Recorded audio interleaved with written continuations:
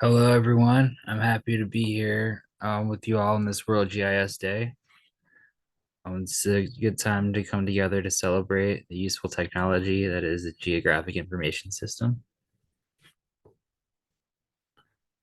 My name is Austin Simmons. I'm in my second year at the University of Maine at Machias, where I'm working as a GIS and chemistry lab assistant.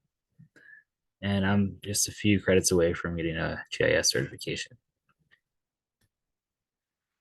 So today I wanted to talk with you about the project of using GIS for community climate resilience.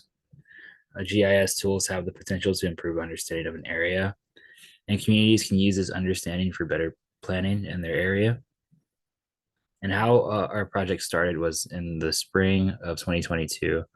The Sunrise Community Economic Council, or SCEC, of Washington County, reached out to the UMM GIS lab to help local communities with comprehensive planning and climate resilience. So we started with the comprehensive planning and starting the maps for the Jonesport Comprehensive Planning Board, um, and discussion about like how to iterate the maps better. We found that they were actually interested in knowing more about sea level rise in their area. So we put together a presentation and demonstration and training on some online interactive sea level rise maps that we had made for them.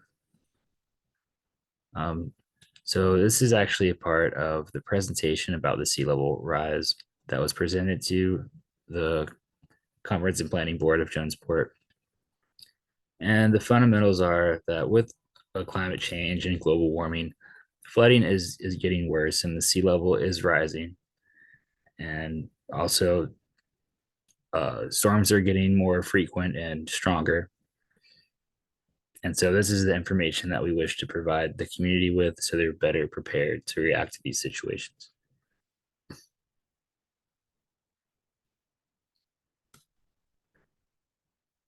So I'm going now to the interactive online map that we made. You can see it's an ArcGIS online map. And for our layers here, we have a parcel layer so people can see their parcels. And we have sea level rise scenarios and storm surge scenarios. Now, sea level rise scenarios, they're on right now. They'll tell the community members what they can expect the water level to be in their area due to a certain amount of sea level rise. So this first one here shows the highest astronomical tide recorded in 2018. So this is a height of water that has actually been recorded, and so it's not abnormal for water levels to be this high in this area here. And for after the highest astronomical tide that was recorded, we go on to the what the projected water levels would be. And so our first scenario is a sea level rise of 1.2 feet,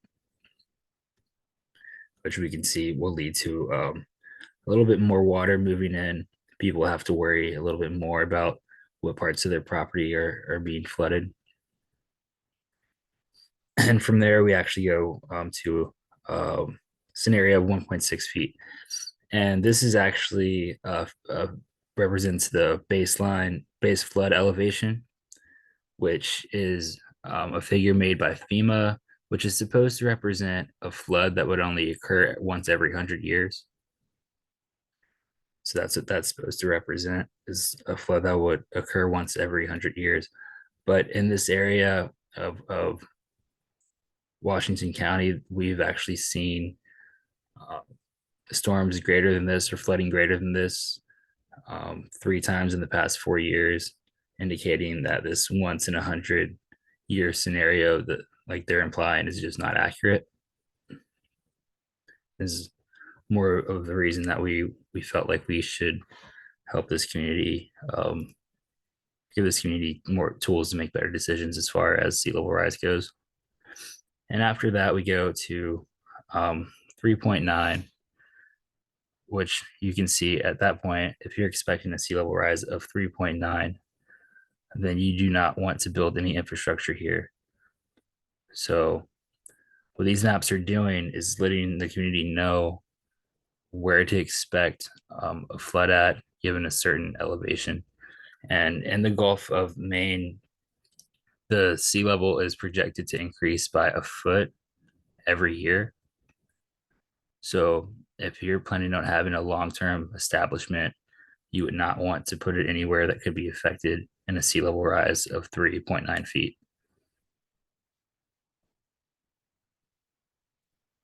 And we continue with different scenarios of sea level rise going all the way up to 10.9 feet. Now, just put that on for us. We could see at 10.9 feet of sea level rise, all of these houses would all be underwater. And so, knowing that before the actual flood occurs could be life saving for these community members. Just turn off this layer. And below this layer, we have a different but similar layer, the storm surge scenario layer.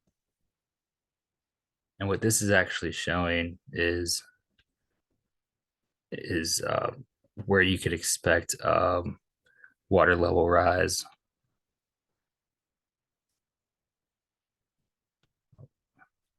Category 4 is on there. Where you could expect a sea level rise or a water rise given a particular category hurricane. So if you knew a category 1 hurricane was coming, you would show this layer and you could see, okay, category 1 hurricane. I guess I'd have to move my stuff from this area. And category 2 on the news, here's a category 2, and you could just go to this app and look at what places are projected to be affected and use that information to more effectively plan your reaction to the storm.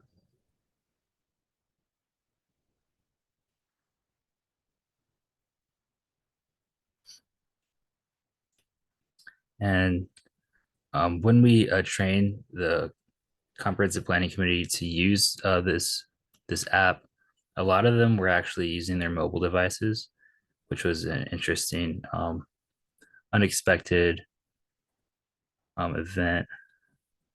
But it was good that they can use this kind of technology in different ways.